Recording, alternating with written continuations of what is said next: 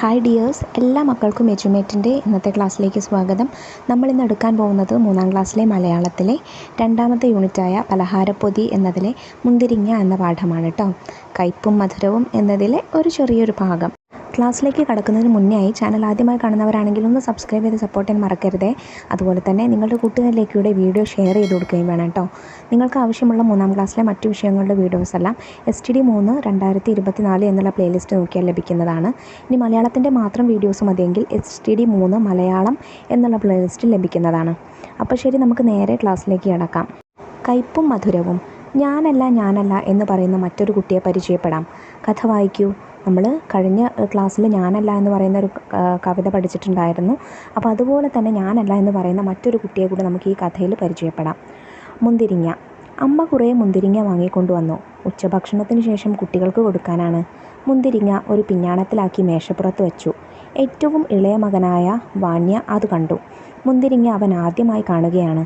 അവൻ അതിൽ നിന്ന് ഒരെണ്ണം എടുത്ത് മണത്ത് നോക്കി. കൊതി തോന്നിപ്പിക്കുന്ന മണം. മണത്തിട്ടും അവന് മതി വന്നില്ല. അവനത് മണത്തുകൊണ്ടേയിരുന്നു. ഒരു മുന്തിരിങ്ങ തിന്നണമെന്ന് വാന്യയ്ക്ക് കലശലായ മോഹം. മുന്തിരിങ്ങയുടെ ചുറ്റും പറ്റിക്കൂടി നടന്നു.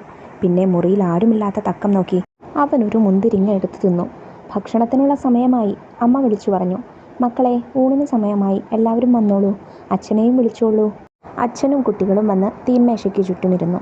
അമ്മയ്ക്കൊരു സംശയം. മുന്തിരിങ്ങയിൽ ആരോ കൈവച്ചിരിക്കുന്നു. അവരത് എണ്ണി നോക്കി. ഒരെണ്ണം കുറവ്. അമ്മ ചോദിച്ചു, മക്കളെ, നിങ്ങൾ ആരെങ്കിലും മുന്തിരിങ്ങ എടുത്ത് തിന്നോ? ഒരെണ്ണം കുറവുണ്ടല്ലോ. എല്ലാ കുട്ടികളും ചേർന്ന് വിളിച്ചു പറഞ്ഞു, ഇല്ല. വാന്യയുടെ മുഖം ചെമ്പരത്തിപ്പൂ പോലെ ചുവന്നു. അവനും വിളിച്ചു പറഞ്ഞു, ഇല്ല, ഞാൻ മുന്തിരിങ്ങ തിന്നില്ല. അപ്പോൾ അച്ഛൻ പറഞ്ഞു, നിങ്ങൾ ആരും മുന്തിരിങ്ങ തിന്നില്ല എന്ന് പറയുന്നു. അപ്പോൾ പിന്നെ ഒരു മുന്തിരിങ്ങ എവിടെ പോയി? ഒരെണ്ണം ആരെങ്കിലും എടുത്തിരിക്കുമെന്നത് തീർച്ച. കുട്ടികളല്ലേ, നല്ല മുന്തിരിങ്ങ കണ്ടാൽ കൊതി വരും. ഒരെണ്ണം എടുത്തു തിന്നു എന്നും വരും. അതൊരു തെറ്റല്ല. ഞാൻ നിങ്ങളെ ആരെയും കുറ്റപ്പെടുത്തുന്നില്ല. പക്ഷേ ഒരു കാര്യം ഓർത്ത് എനിക്ക് പേടിയാകുന്നു. മുന്തിരിങ്ങ തിന്നയാൾ വലിയ കുഴപ്പമാണ് കാണിച്ചിരിക്കുന്നത്. മുന്തിരിങ്ങയിൽ ഒരു കുരുവുണ്ട്. അറിയാതെ ആരെങ്കിലും കുരു വിഴുങ്ങിയിട്ടുണ്ടെങ്കിൽ നാളത്തേക്ക് അവൻ മരിച്ചു പോകും. അതോർത്താണ് എനിക്ക് പേടി. ഇത് കേട്ടപ്പോൾ വാന്യയുടെ മുഖം വിളറി. അവൻ വിളിച്ചു പറഞ്ഞു, ഞാൻ കുരു തിന്നില്ല അച്ഛാ, ഞാൻ അത് ജനലിൽ കൂടി പുറത്തേക്ക് എറിഞ്ഞു കളഞ്ഞു.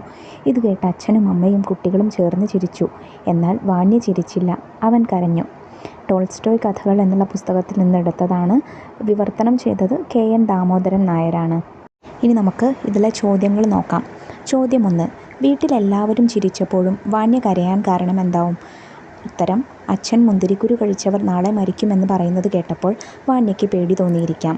അഥവാ താൻ അറിയാതെ ഒരു കുരു എങ്ങാനും വയറ്റിലേക്ക് പോയിട്ടുണ്ടെങ്കിൽ താൻ മരിക്കുമല്ലോ എന്ന പേടി കൊണ്ടാവാം വാന്യ കരഞ്ഞത്. അല്ലെങ്കിൽ എല്ലാവർക്കും താനാണ് തെറ്റ് ചെയ്തതെന്ന് മനസ്സിലായല്ലോ എന്ന് ഓർത്തിട്ടുമാവാം. ചോദ്യം 2. ഈ കഥയിൽ നിങ്ങൾക്ക് ഏറ്റവും ഇഷ്ടപ്പെട്ട കഥാപാത്രം ആരാണ്? എന്തുകൊണ്ട്? ഉത്തരം: അച്ഛനെയാണ് എനിക്ക് ഏറെ ഇഷ്ടമായത്. കാരണം മക്കളിൽ ആരോ ഒരാൾ മുന്തിരി കട്ട് തിന്നിട്ടുണ്ടെന്നറിഞ്ഞിട്ടും അവരെ ശകാരിക്കുകയോ അടിക്കുകയോ ചെയ്യാതെ സൂത്രത്തിലൂടെ കട്ട് തിന്ന ആളെ അച്ഛൻ കണ്ടെത്തി. ചോദ്യം 3. അച്ഛൻ പ്രയോഗിച്ച സൂത്രം നിങ്ങൾക്കിഷ്ടമായോ? ഉത്തരം: ഇഷ്ടമായി. കാരണം മക്കളെ അടിക്കുകയോ വഴക്കു പറയുകയോ ചെയ്യാതെയാണ് അച്ഛൻ ആളെ കണ്ടെത്തിയത്. തികച്ചും നല്ലൊരു കാര്യമാണ് അത്. ചോദ്യം 4. മുന്തിരിങ്ങ എന്ന കഥ റോൾ പ്ലേ ആയി അവതരിപ്പിക്കൂ. ഇത് നിങ്ങൾ നിങ്ങളുടെ ക്ലാസ്സിൽ ചെയ്തു നോക്കണം. ഒരു നാടകമായിട്ട് ഈ കഥ അവതരിപ്പിച്ച് നോക്കുക. അവസാനത്തെ ചോദ്യം നോക്കൂ. മുന്തിരി കട്ട് തിന്ന ദിവസം വാന്യ എഴുതാനിടയുള്ള ഡയറി എഴുതി നോക്കൂ. ഡയറി എഴുതുമ്പോൾ ആദ്യം നമ്മൾ ശ്രദ്ധിക്കേണ്ടത്, ആദ്യം ഇതുപോലെ ഒരു ബോർഡർ വരയ്ക്കുക. ശേഷം അന്നത്തെ തീയതിയും ദിവസവും എഴുതുക. ഇന്ന് വളരെ സന്തോഷമുള്ള ദിവസമായിരുന്നു. അമ്മ ആദ്യമായാണ് മുന്തിരിങ്ങ വാങ്ങിക്കൊണ്ടു വന്നത്. തിന്നാൻ തരാതിരുന്നപ്പോൾ അമ്മയോട് ഞങ്ങൾ ദേഷ്യപ്പെട്ടു. പൊതി തുറന്ന് അമ്മ മുന്തിരിക്കുലയെടുത്ത് വെള്ളത്തിലിട്ട് കഴുകുമ്പോൾ ഞാനത് ഒളിച്ചു നിന്ന് കണ്ടിരുന്നു.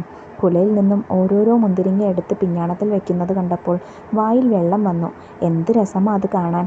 കറുത്തിരുണ്ട് മെഴുമെഴയുള്ള ആ മുന്തിരിങ്ങ കണ്ടപ്പോൾ എനിക്ക് കൊതിയായി. ഒരു മുന്തിരിങ്ങയ്ക്ക് വേണ്ടി അമ്മയോട് ചോദിച്ചപ്പോൾ അമ്മ ഇപ്പോൾ തരില്ലെന്ന് പറഞ്ഞു. എനിക്കാണെങ്കിൽ അപ്പോൾ തന്നെ കഴിക്കുകയും വേണം. അമ്മ അവിടെ നിന്നും പോകുന്ന തക്കം നോക്കി ഞാനിരുന്നു. അങ്ങനെ അമ്മ കുളിക്കാൻ പോയ സമയത്ത് ഞാൻ മുന്തിരി പിഞ്ഞാണം തുറന്നു. ഹാ, നല്ല മണം! ഞാൻ അതിൽ നിന്നൊരു മുന്തിരി എടുത്ത് വായിലിട്ടു. നല്ല മധുരം, നല്ല രുചി. ആരും കണ്ടില്ലെന്ന വിശ്വാസത്തിലാണ് ഞാനത് കഴിച്ചത്. എന്നാൽ അമ്മ ഒരു മുന്തിരി കുറവാണല്ലോ എന്ന് പറഞ്ഞപ്പോഴാണ് അത് എണ്ണിയാണ് വെച്ചത് എന്നെനിക്ക് മനസ്സിലായത്. മുന്തിരിയുടെ കുരു തിന്നവർ നാളേക്ക് മരിക്കും എന്ന് അച്ഛൻ പറഞ്ഞപ്പോൾ പേടിച്ചാണ് ഞാൻ കുരു തുപ്പിക്കളഞ്ഞു എന്ന് പറഞ്ഞത്. എന്തായാലും അതോടെ എൻ്റെ കള്ളത്തരം വെളിച്ചത്തായി. എല്ലാവരും എന്നെ നോക്കി ചിരിച്ചു. സങ്കടം സഹിക്കാനാവാതെ ഞാൻ ഒത്തിരി കരഞ്ഞു. ഇന്നത്തെ ദിവസം ഞാൻ ഒരിക്കലും മറക്കില്ല. ഇനി ഞാൻ ഒരിക്കലും ഒന്നും കട്ട് തിന്നുകയുമില്ല. അപ്പോൾ ഇത്രയും പ്രവർത്തനങ്ങളാണ് നിങ്ങൾക്ക് മുന്തിരിങ്ങ എന്നുള്ള പാഠത്തിൽ ചെയ്യാനായിട്ടുള്ളത് കേട്ടോ. പാഠം മനസ്സിലായ മക്കൾക്ക്? കഥ ഇഷ്ടമായോ? ചെയ്തിട്ടുള്ള പ്രവർത്തനങ്ങളൊക്കെ മനസ്സിലായിട്ടുണ്ടെന്ന് വിശ്വസിക്കുന്നു. വീഡിയോ ഉപകാരപ്രദമായിട്ടുണ്ടെങ്കിൽ തീർച്ചയായിട്ടും നിങ്ങൾ നിങ്ങളുടെ കൂട്ടുകാരിലേക്ക് കൂടെ ഇത് ഷെയർ ചെയ്ത് കൊടുക്കാൻ മറക്കരുത് കേട്ടോ.